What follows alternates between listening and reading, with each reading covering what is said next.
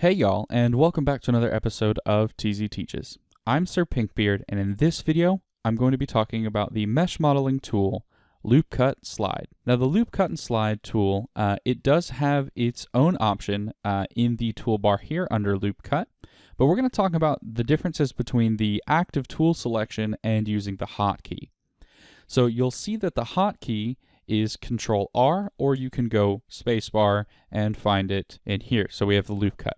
Now, if I hit Control R, here's what happens. I can hover over an edge and it will try to draw me a path through the object. Now, it won't draw a path if it has to encounter an n-gon or if it's an incomplete face loop, but it will draw a path if it can. And so you'll be able to see this path. And now, since you hit Control R, what you'll be able to do is you'll be able to use your scroll wheel and increase the number of cuts that you want to make in that area. You can also scroll back down and remove those cuts. Now here's the thing, it's previewing you these cuts, and if you hit left click and you confirm these cuts, then you have the option to slide them around on the face where you put them so that you can better position those loop cuts. And then of course you have the operator panel, and we'll talk about that in just a second.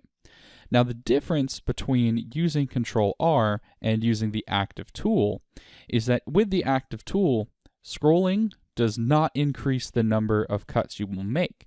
It only allows you to create one cut. Now you can click and drag and still place your cuts in there, but it's not going to let you increase or decrease until you use the operator panel. Let's take a minute and look at the Loop Cut and Slide operator panel.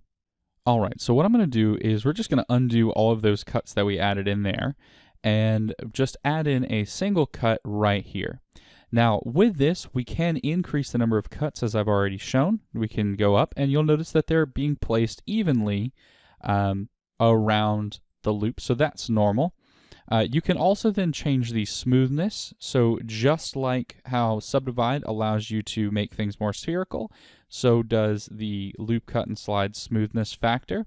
The closer you get to 1, the more spherical it would become, but because we are dealing with non-spherical options, right, it's not going to take us all the way up there. Then you can also change the factor. Now the factor in this case is how far away from the original center you want it. So if you move it to the right towards 1, it's going to position those loop cuts over. Otherwise, you can position them to the left by going into the negative. But if we take that back to 0, it'll leave those cuts in their original position. Now here's the thing, you can also change the fall off of the smoothness. So if you wanted a sharper fall off or a linear smooth change, you can kind of see how this would play out. So it'll just help you pick your smoothness setting for the loop cuts. You can also make sure that it's connecting even, flip them, and make sure that they clamp within the edge extents. So there you go.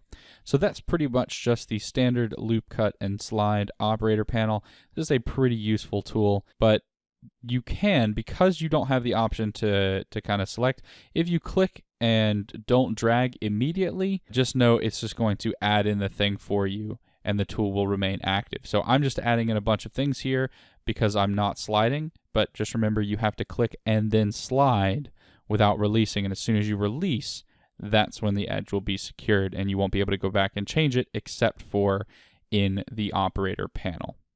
Now, like the extrude tool, the loop cut tool also has what's known as the offset edge loop slide. So with this tool, what we do is we have an entire edge loop selected, and then when we click and drag, it will actually generate and slide for us 2 edge loops in either direction.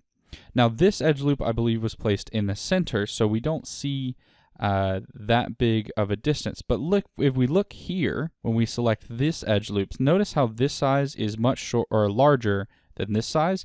If we click and drag in this direction, we can see that it's basically going to be going off a percentage-wise. Now, what we can do is we can say, you know what, I want them to be evenly spaced here.